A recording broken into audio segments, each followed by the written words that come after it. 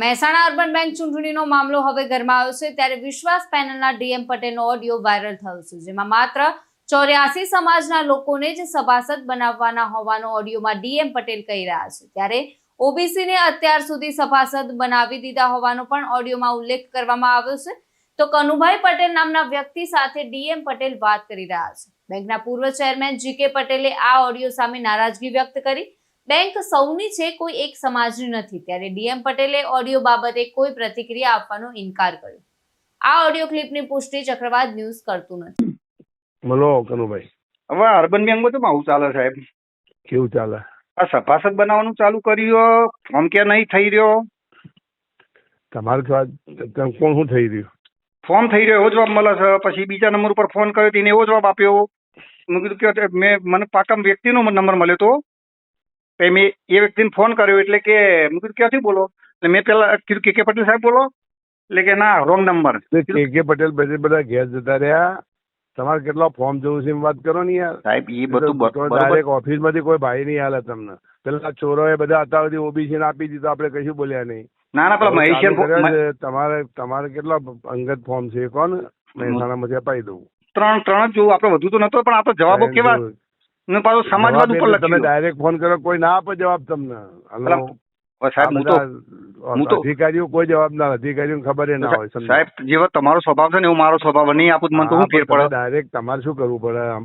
મારા જેવા કરોડો રૂપિયાનું સૌથી વધુ ઓબ્લિગેશન બ્રાન્ચ નુકસાન કરતી તારા મેં ધિરાણ લઈને સૌથી વહેલા ભરપાઈ કરેલું. તમારી વાત બધી સાચી છે, પણ આ બેંકમાં સાચા માણસોની કદર થઈ નહીં. કાલ હવારે પેપરમાં આવશે, ચો ખબર એમને.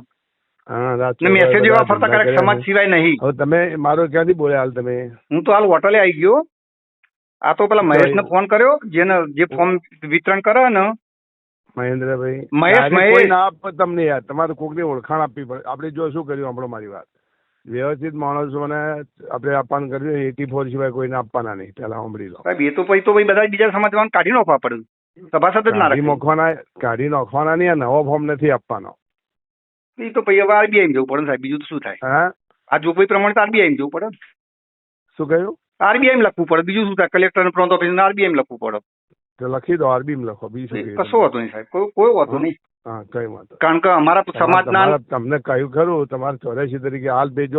સમાજવાદ ઉપર તો બેન ના ચાલે એ વસ્તુ. તમે સાહેબ તટસ્થ છો ભાઈ. ન ચાલે અત્યાર સુધી બધા ચલાવી છે, અત્યાર સુધી બધા બેહીને બોલ્યા વગર. પણ સાહેબ અમે તો વિરોધમાં આવતા હતા. કોઈ નહીં. આ ચોરો હતા સુધી ચોરો ફોર્મ આપ્યો એ તો કોઈ બોલ્યા નહીં. અને હવે બૂમો પાડો તમે. સાહેબ ચોરો 84 વાળા જ હતા કે બીજા તો હતા? હા, તે 84 વાળા જ તો તાણ. તો 84 વાળા મનથી બીજા ભાઈ અત્યારે આ ઝુંબેશ છે, તમારે અંગત જોતો મને મળી ગયો, હું કરી આપીશ તઈ ફોર્મ. બાકી 84 વાળાને જ આપવાનું ચાલે છે, કારણ કે અત્યાર સુધી અને ફોર્મ બીજા જ બનાવ્યા બધા. બરોબર માટે જે રહી ગયા છે ને એમનું જ ચાલે. સાંભળી લો, તમે આરબીઆઈ માં લખો. તો સાહેબ તમને મેં ફોન કેમ કર્યો? તમે તટસ્થ હતા એટલે. હું તમને લખ્યું તો કયું ખરું, મેં જે હતું સ્પેક કીધું તમને. બધા કોઈ જવાબ હરકો નહીં આલે, કારણ કે અત્યાર સુધી તો જવાબ જ કોઈ નતો આવતો. આ તો મને જવાબે આપણે હમણાં જ ચાલુ કર્યા કે ભાઈ જે રહી ગયા હતા આ બધા બીજા બધા વહેંચણી કરી હતી, તો જે રહી ગયા હતા એવા માણસો આપણે આપો. તમારા અંગત જોતો જ મને કહેજો, હું કરી આપો હોય. બાકી હાલ જે ઝુંબેશ ચાલે 84 માટે જ ચાલે. આ સ્પષ્ટ કહી દઉં. તરુણ પ્રજાપતિ સાથે ચક્રવાત ન્યૂઝ, મહેસાણા.